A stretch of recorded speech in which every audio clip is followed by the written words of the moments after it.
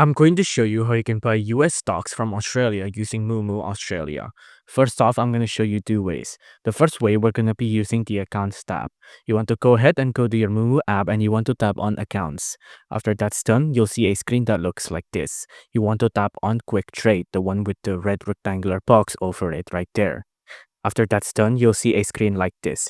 You can tap in the symbol or name, you can tap in the order limit, you can enter in the price, the quantity, the amount, the time in force, the session, and then you can either buy or sell.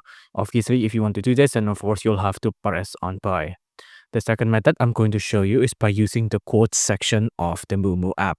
You can tap on quotes section here and this is what you'll see. You'll see option, comments, news, analyst, and then you want to go ahead and tap quotes.